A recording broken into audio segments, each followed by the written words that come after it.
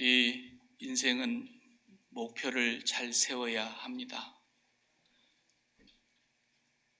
목표를 잘못 세우면 그렇지 않아도 인생이 힘들고 무겁고 고통이 많은데 목표를 잘못 세운 것 때문에 자기 인생을 자기가 더 고통스럽게 하고 더 무겁게 하고 더 살기 팍팍하게 하고 더 힘들게 만드는 것이 목표를 잘못 세워서 그렇게 되는 것입니다. 사실 목표 하나만 제대로 세우면 지금 여러분 마음속에 혹 어떤 문제를 느끼고 짐이 되고 스트레스를 받고 어떤 압박을 받는 것이 있다고 한다면 목표만 바르게 세워버려도 5분에 4는 다 없어져 버려요. 그 짐이 다 없어지는 거예요. 전부 다 목표 잘못 세워가지고 그 무거운 짐을 지고 사는 것이 우리 인생인 것입니다. 그래서 우리는 세상 사람들하고 똑같이 살면 안 되는 것이, 세상 사람들은 목표를 세우고 살잖아요. 그죠? 우리도 목표를 세우기는 세우는데 세상 사람들하고 그런 비슷한 목표를 세우면 안 되는 거예요.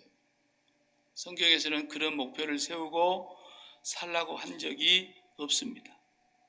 그런데 우리가 쓸데없이 학교를 다녀가지고 학교에서 선생님들한테 높은 꿈을 가져라, Boys be ambitious, 이딴 소리는 한마디 배워가지고 그냥 꿈을 크게 가지면 되는 줄 알고 높은 꿈을 가지고 큰 꿈을 가지고 원대한 이상을 품고, 말은 얼마나 좋은지 몰라요.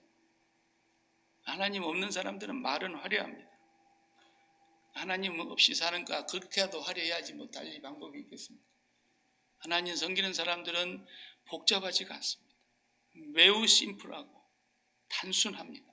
쉽습니다. 가볍습니다. 예수님이 그렇게 해놓으셨어요. 누가 복잡하게 해놨어요? 많이 배운 사람들이 다 복잡하게, 어려운 말 하나 만들어가지고 자기가 만들어낸 말이라 그래가지고 그 말로 가지고 이제 벌어먹고 사는 겁니다. 쉬운 말을 어렵게 다 만드는 거예요. 있다 그러면 될 걸, 존재 이렇게는 뭐 좀 있어 보이죠. 아무것도 아닌데. 그런 거예요. 인간은 던져진 존재다. 뭐 멍청한 소리 아닙니까? 그 소리가? 인간이 던져진 존재입니까? 하나님께로부터 왔지. 모르면은 그런 소리 하나를 멋있는 소리인 줄 알고 막 아무 철학자가 얘기했다라는 거예요. 인간은 생각함으로 존재한다. 내가 맨날 그 얘기를 그 쪼다 같은 소리라 그랬잖아요. 무엇을 생각함으로 지가 존재합니까? 하나님 우리에게 이성의 기관을 주신 것은 하나님의 생각을 성령을 통해서 깨닫고 받아들이라고 그것을 통로로 주신 거예요. 우리가 생각하기를 생각함으로 존재하네. 인간은 생각하는 갈대다. 파스칼이 또 그딴 소리 했죠. 다 무식한 소리입니다. 제가 공부를 많이 해서 그런 소리 하는 게 아니에요. 성경을 보면은 그 소리가 아무것도 아니에요. 굉장한 소리인 줄 알고. 그 생각하는 갈대라 그 말은 인간은 생각함으로 똥 싼다 그런 뜻입니다. 그게. 네. 우리가 육신의 음식을 아침부터 계속 먹고 점심 먹고 저녁 먹으면 반드시 나와야 되는 거예요. 그게 안 나오면 큰일 나는 거예요. 그러니까 우리 사람은 쓸데없는 생각을 많이 하다 보니까 그 생각을 너무 많이 먹어가지고 그 먹은 생각이 나오는 게 뭐예요? 예수님 오늘 본문에 그러잖아요. 사람이 입으로 들어간 것이 사람을 더럽게 하는 것이 아니라 사람이 입에서 나오는 생각으로 나오는 그게 사람을 더럽게 한다 그러잖아요.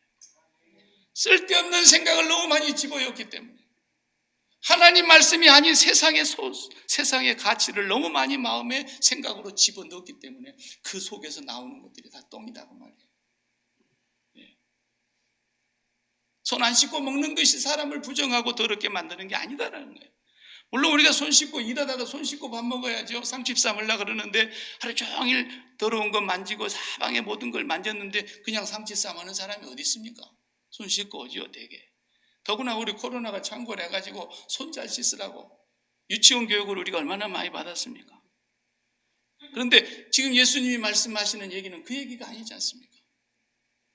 목표를 잘못 세운 사람들 때문에 너무너무 사람들에게 무거운 짐을 지우고 너무나 사람을 괴롭히고 그렇지 않아도 인생이 무겁고 힘든데 거기다가 더 무거운 짐을 지워서 수고하고 무거운 짐을 지고 가는 사람들을 향해서 주님이 그 짐진 자들 다 내게로 와라. 내 짐은 쉽고 가볍다. 그러시단 말이에요.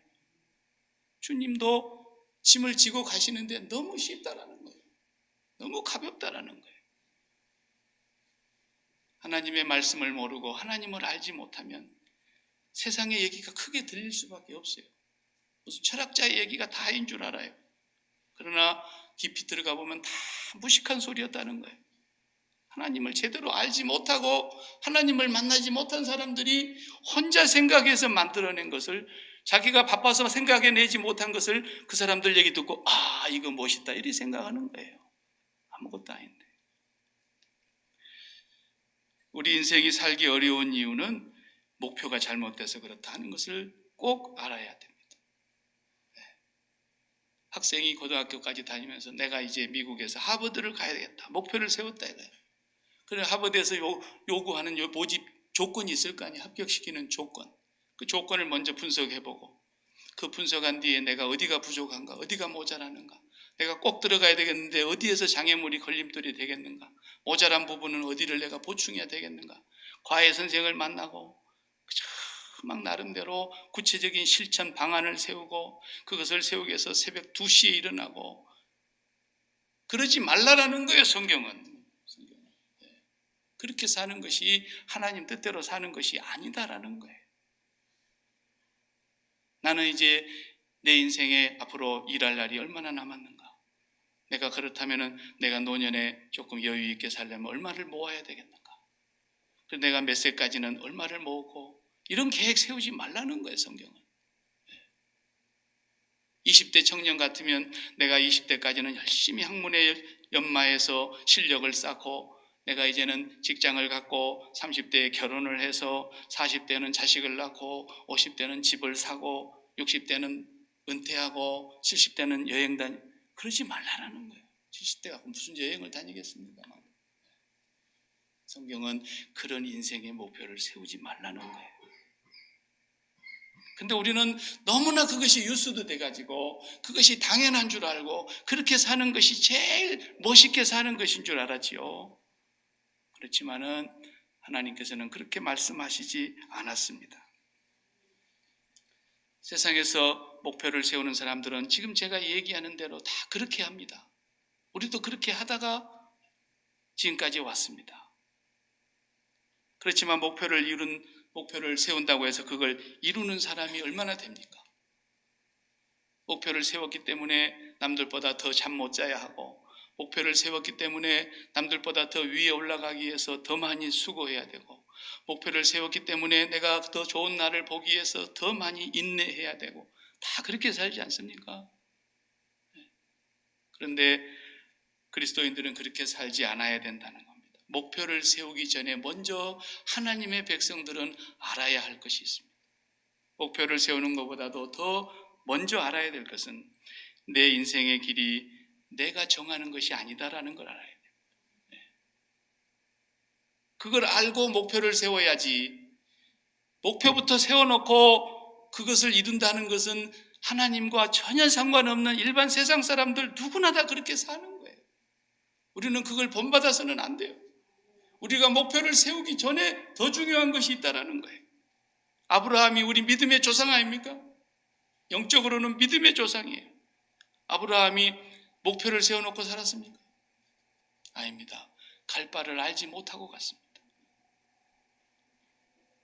요셉이 애굽의 총리가 되고자 하는 그런 어떤 목표를 세우고 유학을 결심하고 집을 나선 겁니까? 모세가 애굽의 공주의 아들이 될 것이라는 그런 환상을 가졌습니까? 모세가 가는 목표는 가나안이 아니었습니다. 자기도 못 갔습니다. 그래서 거기.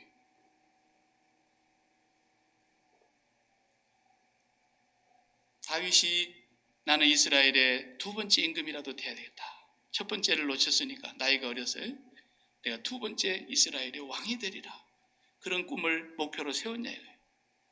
성경에 어느 누구가 다니엘이 나는 바벨론의 총리가 되리라 그런 생각이나 했겠습니까?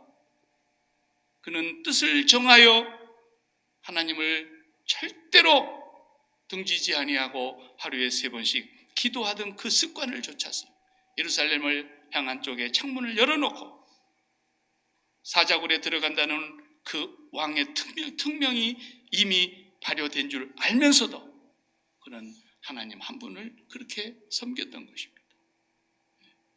목표를 세우기 전에 분명하게 알아야 될 것이 있다는 거예요. 우리는 우리가 세운 목표대로 살아가는 인생이 아닙니다.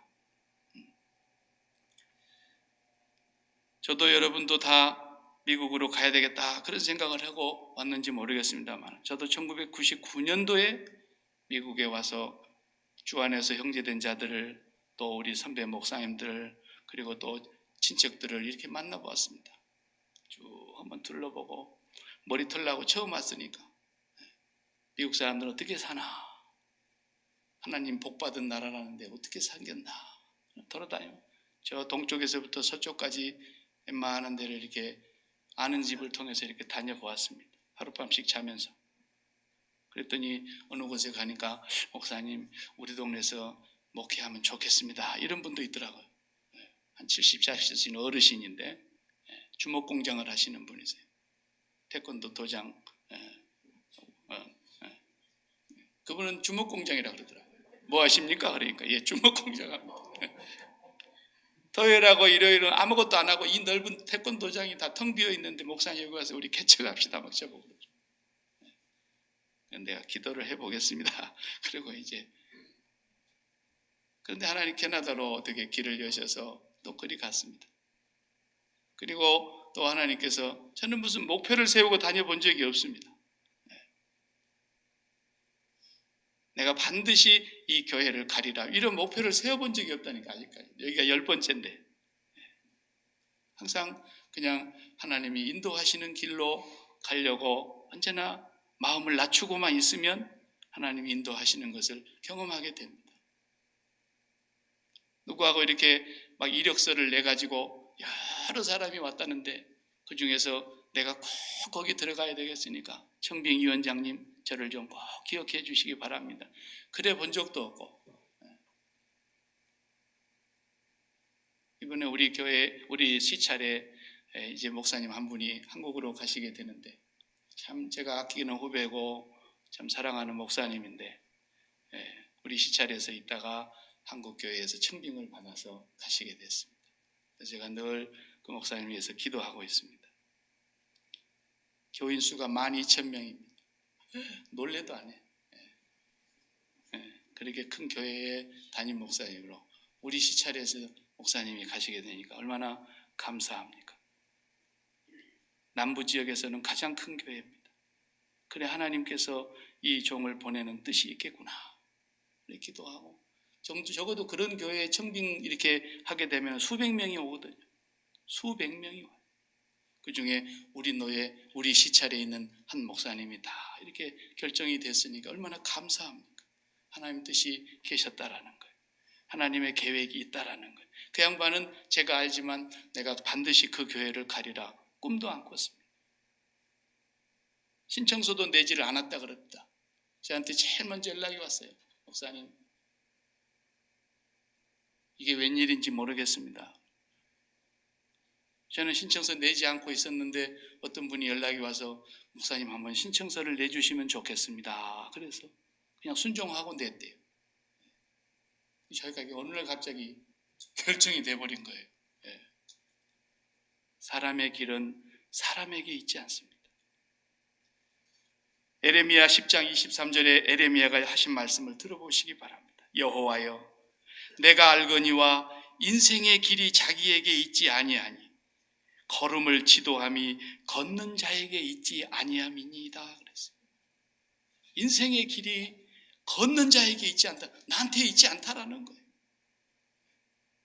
잠언 16장에도 보면은 그 길에 대한 말씀이 많이 나옵니다. 1절에는 마음의 경영은 사람에게 있지만 말의 응답은 여호와께로서 나는. 그랬고 9절에 가서는 사람이 마음으로 자기의 길을 계획할지라도 그 걸음을 인도하시는 이는 여호와시니라 그랬고, 또 그 다음 18절에 가서는 사람이 보기는 바른 길이지만 필경은 사망의 길이니라 이런 말씀도 있고, 마지막 31절에 가서는 뭐라 그랬어요? 사람이 제비를 뽑는 것 같지만 일을 작정하는 것은 여호와께 있느니라 그랬어요. 전부 하나님께 있다 그러잖아요. 우리가 하나님 믿는 자녀들인데 왜 세상 사람들이 사는 방식으로 우리가 훈련이 돼갖고 살아야 될 이유가 뭐냐는 거예요.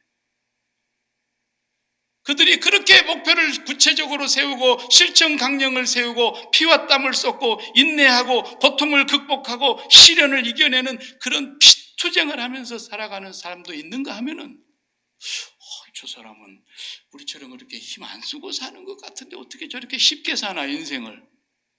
그게 하나님의 자녀들에게 갖고 있는 약속이고 비밀이라는 거예요. 우리가 그렇게 살려고 해야지. 왜 우리가 세상에서 배운 방식을 가지고 하나님의 말씀보다도 더 우선시하냐 이거예요. 오늘 예수님의 말씀은 지금 그겁니다. 왜 너희들이 하나님의 계명을 사람의 말로 바꿔놨냐 전부.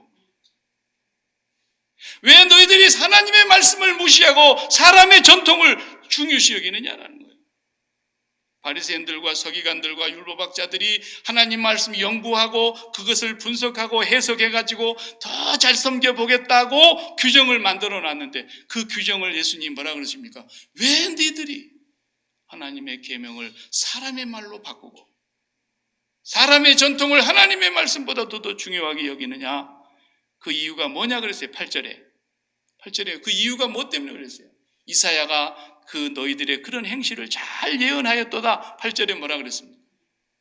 입술로는 나를 경외하나 너희들 마음은 나에게서 멀다라는 거예요. 마음이 하나님과 아주 멀리 떨어져 있다는 거예요. 마음이.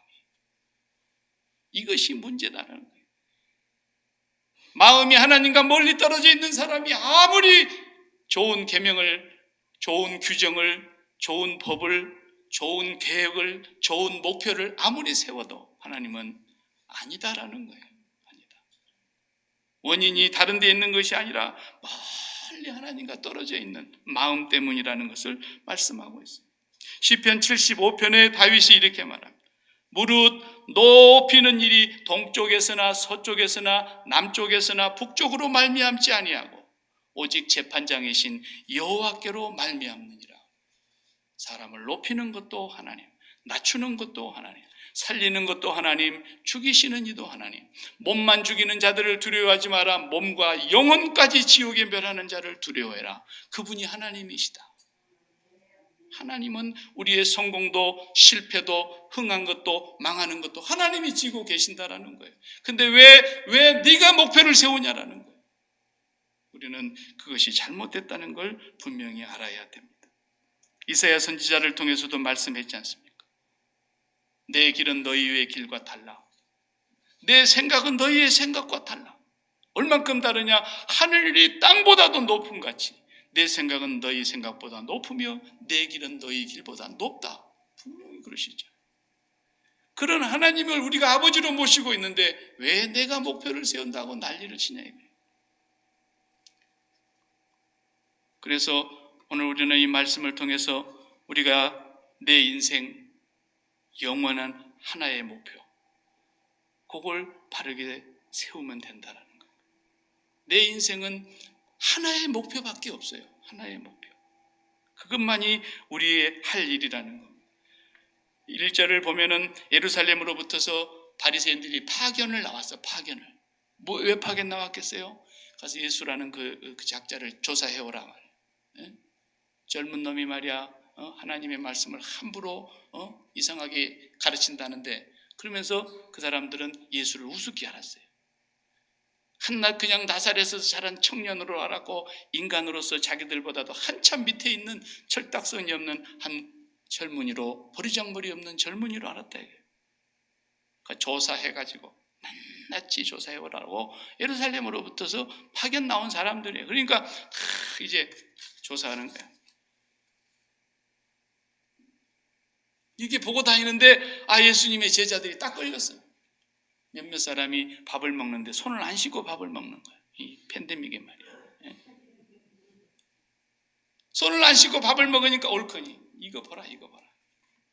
스승 밑에 그놈 밑에 그놈이지.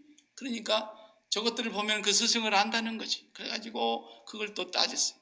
왜 당신의 제자들은 손을 안 씻고 밥을 먹습니까? 이것은 지금 위생의 문제를 따지는 게 아니에요. 코로나같이 이렇게 전염병이 많은 상태에서 손 씻으라는 얘기가 아니에요. 이 장로들이 만들어 놓은 이 바리새인들의 가르침은 손 안 씻고 먹으면 그 사람은 부정하다라는 거예요. 부정 탔다는 거예요. 부정 탔다. 그냥 손 씻고 먹어야 되는데 왜 손을 안 씻고 먹냐? 그래서 예수님께서 제자들을 향해서 내가 그렇게 일렀건만 저놈들이 저렇게 독사눈을 뜨고 쳐다보고 있는데 눈치껏 해야지. 이러면 얼마나 좋아요. 미안합니다. 다음부터 잘하겠습니다. 그러면 될 일인데 그게 아니에요. 주님이 대번에 그냥 거기다 대놓고 바리새인들을 오히려 책망하지 않습니까? 그 오늘 본문 말씀에 7절에 외식하는 자들아 이사야가 너희에 관하여 이렇게 예언했다. 들어봐라. 이사야의 예언이 너희들 보고 하는 소리야. 이 백성이 입술로는 나를 공경하되 마음에서는 멀도다. 사람의 계명으로 교훈을 삼아 가르치니 나를 헛되이 경배하는도다 하였느니라. 3절에도 예수님이 그들에게 바로 대답하시기를 너희는 어찌하여 너희의 전통으로 하나님의 계명을 범하느냐. 오히려 주님이 그들을 쏘아붙였어요. 너희는 어떻게 사람의 계명을 가지고 사람이 만든 전통을 가지고 사람의 생각으로 만든 법을 가지고 하나님의 말씀을 업신여기고. 여기서 고르반이라는 하나의 예를 들었어요. 고르반이라는 말은 하나님께 드린 바 되었다, 그런 뜻이라고 그랬죠. 자식들이 농사를 지어가지고 추수를 하게 되면은 이제 종사하지 못하고 나이 많으셔서 집에서 계시는 부모님들을 이렇게 공양해야 되지 않아요? 그러면은 내 부모를 공경하라 하는 말씀이 성경에 일렀으되 오늘 본문에 우리가 읽었죠. 4절에 보면은 하나님이 이르셨으니 내 부모를 공경하라 하시고 또 아버지나 어머니를 비방하는 자는 반드시 죽임을 당하리라 하였거늘. 이것은 계명이요, 하나님 말씀이요. 그런데 고르반, 내 오늘 농사진 저쪽에 500평 농사진 거 하나님께 드린 바 되었습니다. 이게 고르반이야. 그러면은 부모님을 위해서 내가 할 수 있는 것이 하나도 없어지는 거예요. 의무사항이. 왜? 이건 하나님께 드린 바 되었기 때문에 이건 사람한테 드릴 수가 없다라는 거예요. 이렇게 해가지고 하나님께 그러면 그 사람들이 다 드렸을까요? 안 드렸어요. 그렇게 사람의 계명을 만들어 놓고 부모를 공경하지 못하게 하고 오히려 자기들이 뜯어갈 것은 다 뜯어가면서, 그래서 만민이 기도의 집에다가 강도의 소굴을 만들어 놓고 동전도 아무거나 갖다가 바치면 되지. 여기서는 우리 달러만 헌금합니다마는 한국 돈 헌금한다고 우리 갖다 버리겠습니까? 한국에서 여행 오신 분이 한국 돈밖에 없어가지고 그냥 달러를 준비 못했습니다 그러면서 신사임당 갖다가 한 장 다 갖다 넣어놓으면은 그 모네 가서 바꾸면 되지 나중에. 근데 꼭 로마 돈은 안 돼. 그래서 세겔로 바꿔야 돼. 그리고 돈 바꾸는 사람들한테서 환전하면서 또 차액을 먹고, 멀리서 짐승 끌고 온 거 이거 다 안 돼. 여기서 다시 사야 돼. 그래가지고 또 그 짐승은 도로 끌고 가게 만들거나 헐값에 팔고 비싸게 사고, 그래갖고 또 거기서 커미션 떼먹고, 완전히 도적놈의 소굴을 만들어 놓고 탐욕의 소굴을 만들어 놓은 그 돈을 그렇게 사랑하던 바리새인들. 누가복음 16장에 예수님이 바리새인들 보고 아주 직선적으로 얘기했어요. 저것들은 돈을 사랑하는 자들이다. 그들의 마음의 목표가 땅의 가치에게 뿌리가 박혀 있고 빨대가 꼽혀 있기 때문에 그들은 어떤 계명을 만들어도 마음은 하나님과 아무런 상관이 없이 멀리 떨어진 사람들이라.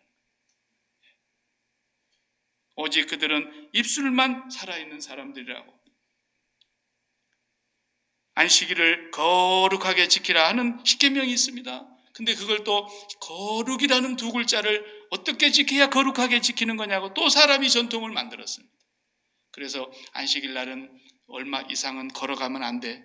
그래서 해당도 가까운 데다가 다 그 안식일 범하지 않는 거리에 해당을 계속 연달아 지었던 거예요. 안식일은 물건을 들어서 옮길 때도 몇 그램 이상 되는 건 안 돼. 이렇게 해갖고 무게를 또 달아서 하게 되고, 얼마나 복잡하게 만들어 놨는데 주님은 그걸 다 없애버렸어요. 사람이 안식을 위해서 창조됐냐? 안식일이 사람을 위해서 있는 것이지. 내가 안식일에 사람을 고치는데 너희들은 안식일에 구덩이에 양만 빠져도 건져내려고 안식일 내내 힘쓴 걸 내가 봤는데, 내가 안식일에 아브라함의 자녀들이 이렇게 시달리고 병의 고통을 당하는데 안식일날 고쳤다고 너희들이 욕을 해? 이렇게 주님은 오히려 그들을 크게 책망하셨던 것이죠. 하나님과 멀리 떨어져 있는 마음, 이게 하나님께서 제일 문제를 삼는 것입니다. 문제를 삼는 것. 우리 올해 목표를 우리가 신앙의 본질을 회복하자 그랬지 않습니까? 교회는 어떤 것이 교회입니까? 세상에 있는 그 모든 가치를 추구하며 세상에 있는 그 모든 가치를 나의 것으로 만들기 위해서 목표를 세워놓고 달려가는 그런 사람들이 교회에 왔을 때 그 사람들을 향해서 교회가 뭐라 그러죠? 교회는 그 세상을 탈출해 나온 사람들이 모인 곳입니다. 당신이 살았던 그 세상에 대해서 죽고 예수 그리스도와 함께 십자가에 못 박혀 죽고 세상에서 에클레시아, 불러낸 사람들의 모임이 교회입니다. 그렇기 때문에 당신이 세상에 대해서 죽어야 됩니다, 이렇게 말하는 곳이 교회예요. 그런데 그 교회 안에 들어온 사람들이 세상에 그 많은 목표와 그 많은 꿈과 그 많은 정욕을 다 품고 왔는데 예수 믿으면 다 용서받고 복을 받습니다 이러니까 복음이 둔갑돼 버린 거죠. 그러니까 지금 어떻게 됐습니까? 거품을 다 걷어내고 보니까 교인이 얼마 안 돼. 오늘 본문에 읽진 않았지만 뒤로 가면 계속 나오는 말씀입니다만 12절에 보시면은 뭐라 그러세요? 이에 제자들이 나와 이르되 바리새인들이 선생님 말씀 듣고 걸림이 된 줄 아십니까? 그래서 실족해 버렸다는 거예요. 시험 들어버렸다는 거예요. 예수님께서 그냥 그렇게 말씀을 하시니까 조사 나왔던 바리새인들이 다 시험 들어버렸어요. 그러자 예수님 또 뭐라 그래요? 제자들이 그 얘기를 해주니까 예수님 13절에 대답하여 이르시되 심은 것마다 내 하나님 아버지께서 심지 않은 것은 뽑힐 것이나 누가 심었습니까? 마귀가 이렇게 하였구나. 우리는 알곡만 심었는데 가라지도 났구나 그랬잖아요. 분명히 누가 심었어요? 내 아버지께서 심지 않은 건 다 뽑힐 것이다. 저것들은 가라지다라는 거예요. 하나님의 말씀을 못 알아듣는 거예요. 끝까지 부정하는 거예요. 사람의 전통을 더 소중하게 여기는 거예요. 저 가라지다라는 거예요. 양은 목자의 음성을 듣는 거예요. 말씀을 듣고 마음에 걸림이 되면은 박 목사가 나하고 무슨 유감이 있어서 그러나 그래가지고 시험 들어가지고 가는 사람이 꼭 2사람씩 있어요. 그러면 안 돼요. 그건 양이 아니라는 증거예요. 마음에 부담이 오고 거룩한 부담이 오거들랑 하나님이 지금 성령으로 나에게 말씀하시는구나. 저 종의 입술을 통해서. 그럼 회개해야 돼요. 회개. 그 누구예요? 알곡이다라는 거예요. 그 양은 목자의 음성을 듣는 거예요. 그래서 그러나 저놈들은 안 된다라는 거예요. 내버려둬라. 자빠지든지 말든지 실족하든지 말든지 주님이 그러신 거예요. 네. 선생님이 그렇게 말씀하시니까 제 양반들 아주 얼굴이 일그러져 가지고요 아주 심각하고 지금 난리가 났습니다. 내버려둬. 아버지께서 심지 않은 건 다 뽑힐 거야. 그러면서 한마디 더 했어요. 맹인이 맹인을 인도하는 것은 둘 다 구덩이에 빠지는 것이다 그랬어요. 둘 다 구덩이. 전도라는 것은요 사람을 불러 모으는 게 아니에요. 사람을 끌어다 앉혀놓는 게 전도가 아니에요. 전도는 하나님이 길 잃어버린 양이 있는데 그 양을 찾으라는 거예요. 찾으라는 거예요. 그래서 사도 바울에게 바울아 내가 이 성에서 핍박을 받지만 두려워하지 마라. 이 도성에 내 백성이 아직도 많다 그랬어요. 전부가 내 백성이다 그런 게 아니에요. 그 도성에 내 백성이 아직도 있다라는 거예요. 그 백성들을 찾아내는 거예요. 어떻게 찾아내는 거예요? 세상에 대해서 죽으라고 선포할 때 그 말을 듣는 사람이 양인 거예요. 그 말을 말도 안 되는 소리를 하고 있는데도 그 말이 귀에 들리는 사람은 그 말씀이 마음에 받아들여지고 세상을 십자가에 못 박고 예수 그리스도를 믿는 사람들은 양이라는 뜻이에요. 하나님이 잃어버린 양들을 찾아내는 것이 전도예요. 10사람 몰고 오면 냉장고 주고 20사람 몰고 오면 반지 $1 해주고 이런 빌어먹을 짓거리 하는 것이 교회가 아니란 말이에요. 그러니까 정말로 하나님께서 오늘도 우리에게 가장 소중히 여기는 것이 뭐냐? 네 목표를 똑바로 세우라는 거예요. 그러면 네 인생의 지금까지 모든 짐은 다 벗어지고 무거운 짐이 다 떠나가게 되고 매우 가벼워지고 쉬워질 거라는 거예요.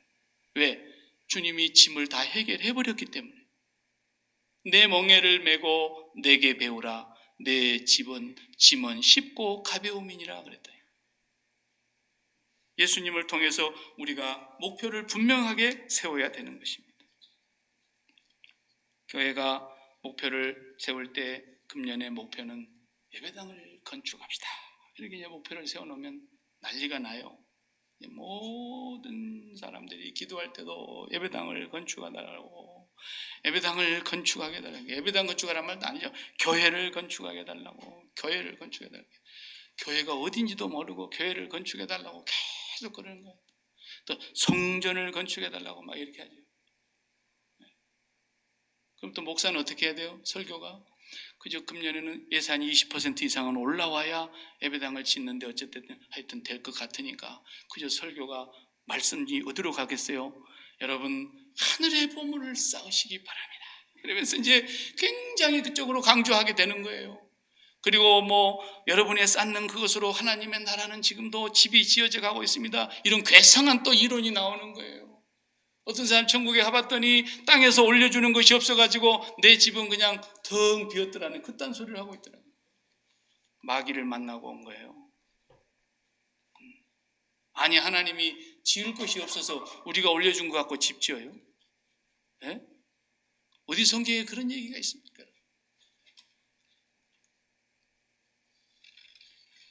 신앙의 본질을 잃어버리게 되면은 본질은 말씀으로 돌아가는 것인데 말씀보다도 더 소중히 여기는 것이 목표가 되게 되면은 교회도 타락해 버리는 거예요. 반드시 그러고 말아요. 목표가 빗나가면 결국은 하나님과 아무런 상관이 없는 열심으로 가득하게 된다는 것을 우리가 알아야 됩니다. 하나님의 백성의 목표는 단 하나, 평생의 목표는 단 하나. 그것은 신명기 6장 4절에서 5절에 이스라엘아 들으라. 우리 하나님 여호와는 오직 유일한 여호와이시니 너는 마음을 다하고 뜻을 다하고 힘을 다하여 내 하나님 여호와를 사랑하라. 이것이 우리의 유일한 하나의 목표입니다. 이거 외에 다른 목표는 있을 수가 없다라는 거예요. 이것이 우리의 목표가 되어야 그 다음 일들은 하나님과 함께 하나님의 계획대로 하나님이 이루어 가시는 거예요. 그래서 너도 그래야 되고 네 자손들에게도 그렇게 해야 되는데 집에 있을 때든지 길에 행할 때든지 어디 가요? 잠잘 때든지 또 일어날 때든지 그렇게 하라는 거예요. 그죠? 언제든지 자손 대대로 그렇게 하라는 거예요. 또 그뿐만이 아니죠. 그 다음 말씀에 보면은 10절에 보면은 뭐라 그랬냐면 그렇게 하면은 네가 짓지도 않은 집을 내가 줄게 그랬어요. 그리고 네가 파지도 않은 우물물을 네가 마시게 해줄게. 네가 심지도 않은 포도나무와 과수원 무화과 나무의 열매를 네가 먹게 해줄게. 그리고 네가 우양의 새끼와 소가 양들이 번성하게 해줄게 그랬다 하나님께서. 근데 우리는 거꾸로 살아요. 우양을 금년에 몇 마리로 증식시켜야 되느냐? 금년에는 집을 어떻게 우리가 마련해야 되느냐? 금년 우리가 과수원을 얼만큼 더 넓혀야 되느냐? 우리가 얼마나 그동안의 샘물을 또 파야 돼? 우리는 거꾸로 사는 거예요. 거꾸로. 그게 세상 사람들 아닙니까? 그게 목표 아닙니까? 그들의? 우리는 그게 아니다라는 거예요. 어떻게 하면 네 마음을 내게서 멀리 떠났던 그 마음을 다하여 힘을 다하여 뜻을 다하여 목숨을 다하여 주 너의 하나님을 사랑할 거냐? 그게 우리 메인 잡이고 우리의 유일한 목표가 되어야 된다는 것입니다. 전에도 제가 한번 얘기한 적이 있는 것 같은데 오래전에 밴쿠버에는 가끔 가보면은 중국 사람들이 이제 너무 많아졌어. 한국 사람들은 체요. 백인들도 체요. 그래서 백인들은 밴쿠버에서 다 떠나고 전부 빠져나가가지고 1시간 내지 2시간 멀리 가버렸다. 중국 사람들이 다 차지하고 있는 홍쿠버가 됐어요. 그래서 식당에도 가보면 뭐처럼 한국 음식점 한 번쯤 찾아가면 중국 사람들이 95%딱 차를 잡고 한국 사람들은 그냥 줄 서 있어야 돼. 줄 서 있어야 돼. 남극의 펭귄 떼들 모아놓은 것처럼 그냥 막 하면서 막 밥을 먹는데, 이야, 여러분, 그래도 중국 사람들은 좀 부자들이 한국 식당에 옵니다. 가난한 사람들은 한국 식당에 못 와요. 왜냐면 뭐 이 음식값이 비싸잖아요. 우선. 그러니까 중국 식당에 가서 먹던 사람들은 보통 그냥 그렇고, 그 부자들이나 좀 그렇게 귀족점 냄새 나는 사람들 한국 식당에 주로 와서 먹는데, 밥 먹는 거 옆에서 내가 가만히 이렇게 엽는 한 번씩 이렇게 훑어보면은 돈이 있으니까 생갈비를 그냥 한 10인분씩 막 시켜놔요. 식구도 많잖아요. 방 안에 들어앉아가지고 막 생갈비를 그냥 그렇게 시켜놓고, 생갈비 시켜놓으면 바로 나오지 않죠? 그럼 막 이제 김치, 물김치, 멸치, 깍두기, 나물, 뭐 콩자반, 오뎅, 별의 별것이 다 나오는 거야. 와, 반찬이 왜 이렇게 많아요? 그럼 막 그걸 다 먹어. 정신없이 먹고 있는 거예요. 정신없이. 또 이거 더 주세요. 그 사람들이 이제 한국 식당에 오면은 반찬을 준다는 걸 아니까 막 먹고 나중에 갈비 나오면 배가 이미 불러가지고 갈비는 다 못 먹고 싸갖고 가. 집에 가서 갈비 식은 거 그거 아무리 다시 데펴봐야 맛없는 거 아시죠? LA 갈비라도 집에 갖고 가면 재미없더라고. 근데 그 사람은 그렇게 먹어. 웃기죠? 우리 한국 식단이 성경적이에요. 성경적. 뭐냐? 생갈비 10인분, 뭐 2인분, 1인분 생갈비 딱 메인 디시 시키면 나머지 다 따라와. 하도 중국 사람들이 먹어 제끼니까 나중에는 세 번째부터는 돈 받습니다. 세 번째 반찬도 메인 디시 나올 때까지 좀 기다리라는 거예요. 그걸 그렇게 다 먹어버리냐고. 그리고 한국 식당은 그거 하나 시키면 싹 다 나오는 거야. 싹 다 나와. 얼마나 많이 따라 나오는지 몰라. 그거예요. 우리의 메인 디시가 하나님 먹는 거라는 거예요. 네 마음을 다하여 하나님께 투자해버리라는 거예요. 네 힘을 다하여 네 뜻을 다하고 온 목숨을 다해서 네가 하나님께 올인해버리라는 거예요. 하나님께 마음을 쏟아드리라는 거예요. 마음을 쏟아드리면 네가 짓지 않는 집 반찬, 네가 파지 않는 우물 반찬, 네가 심지 않는 포도원 반찬, 네가 키우지 않는 양새끼들 다 반찬으로 다 줄게. 하나님 그러시고 반찬 때문에 시험 들었습니다. 처음에는 만나를 줄 때 그냥 거의 정신이 빠져볼 정도로 만나가 맛있다고 그걸 하루분만 가져가고 내일 오면 또 있다 그래도 이틀분씩 가져가는 인간들이 없는가? 그렇게 좋아하더니 나중에는 이걸 먹으라고 주느냐고, 응? 이러면서 왜 마늘, 부추, 상치 이런 거 없냐 그러고, 왜 포도주 없냐 그러고, 왜 무화과 열매 없냐 그러고, 그러면서 반찬 가지고 하나님과 싸우다가 하나님 우리 가운데 있는 거예요 없는 거예요? 시험 들어갖고 멸망당하고 원망하다가 뱀에 물려 죽고 참 그래. 모세가 무슨 목표를 세웁니까? 모세의 목표는 구름기둥과 불기둥이 목표예요. 저게 떠오르면 가고 저게 멈추면 멈추고. 그래서 모세가 늘 고수돈만 잘하면서 하나님을 쳐다보는 거예요. 고! 그럼 구름 떠오르는 고. 스탑! 그러면 또 구름 멈추면 스탑. 그러기를 40여 차례를 하면서 간 거예요. 모세가 무슨 계획이 있어요? 무슨 계획? 선민의 삶은 하나님이 우리 목표예요. 하나님 사랑하는 것에 우리가 어떻게 해서든지 마음을 쏟아야 돼요. 그러려니까 하나님은 눈에 보이지 아니하시는 분이지만 이 땅에 보내신 하나님의 독생자가 하나님의 영광의 광채이시고 그 본체의 형상이시기 때문에 예수 그리스도를 바라다보는 사람들마다, 예수 그리스도의 십자가를 붙잡는 사람들마다, 예수 그리스도의 그 십자가의 사랑과 은혜를 날마다 기억하면서 내가 이런 것 가지고 속상할 것이 뭐냐? 하나님이 나와 함께 계시는데 내가 이 가진 것 가지고 내가 오늘 또 낙심할 게 뭐냐? 하나님이 나를 이렇게 사랑하시는데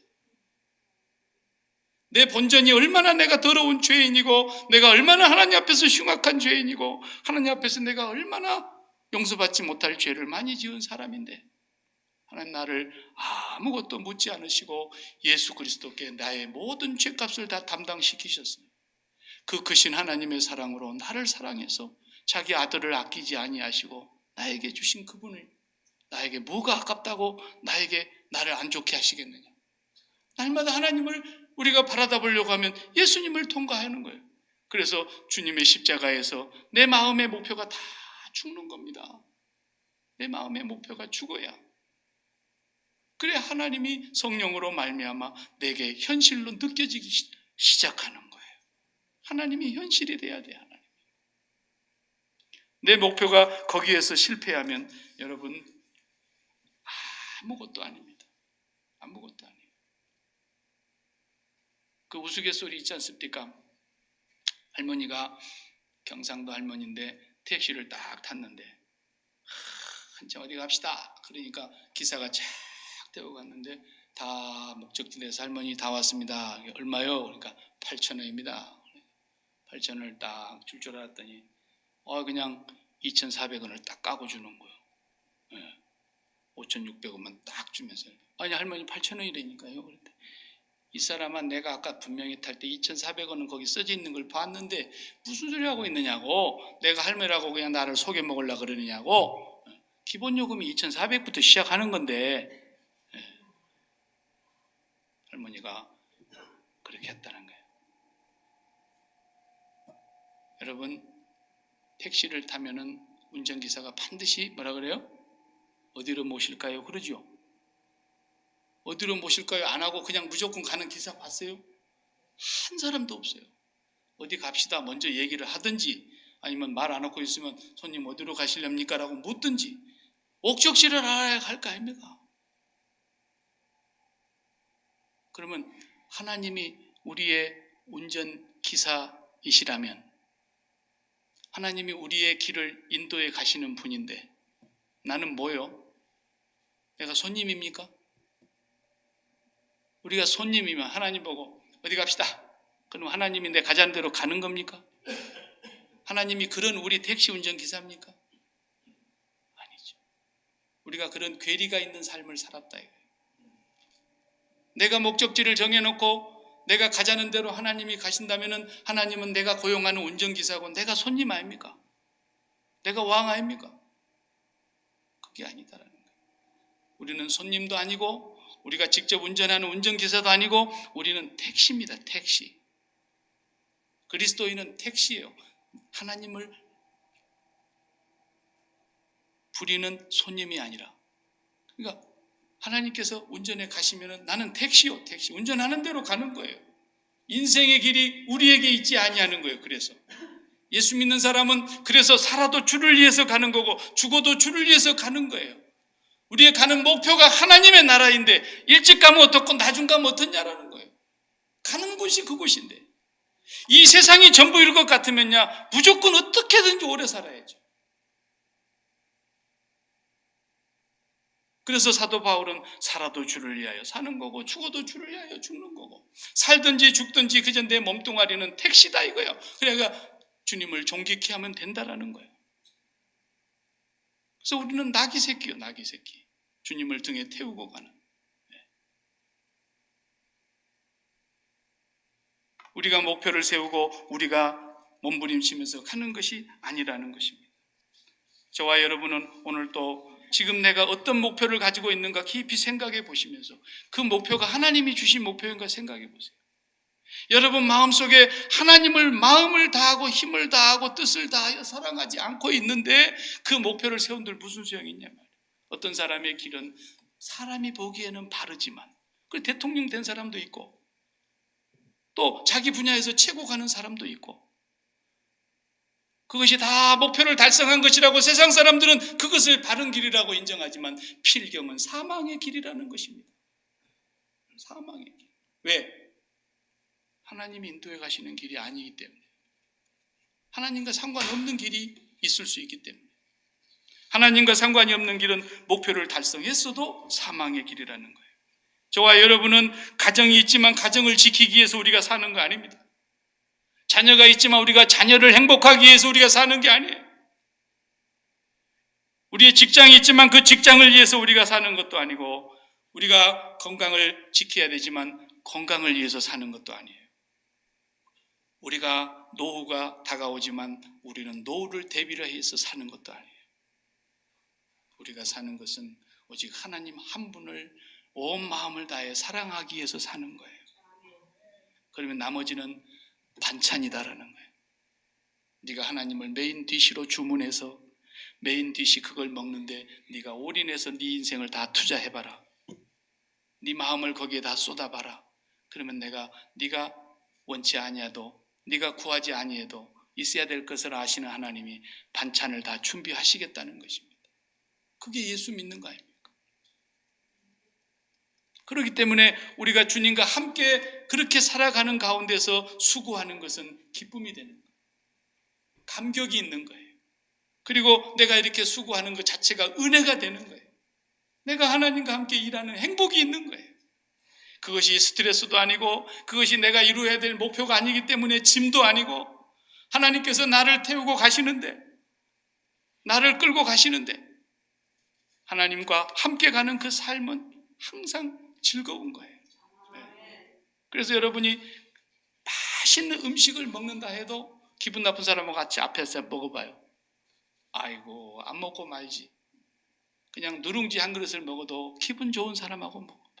그냥 오징어 땅콩하고 그냥 이렇게 해가지고 아이스크림하고 막 이렇게 해도, 경운기를 타고 가도 연인하고 같이 타고 가면 맛이 있어요. 맛있어요. 그러나 아무리 호화로운 데서 살아도, 그래서 그 사람이 목표를 달성했는가 몰라도, 목표 달성했다고 행복합니까? 돈을 벌 만큼 벌었다고 그들이 행복해 합니까? 그들이 건강하다고 다 행복합니까? 노후를 다 설계를 준비해놨다고 해서 만족합니까? 절대로 그럴 수 없어요, 인간. 그러나 하나님을 온 마음을 다해서 사랑하기 위한 이 목표 하나만을 우리가 성공해 보세요. 하나님, 우리 나머지의 모든 반찬은 아버지가 준비하십니다.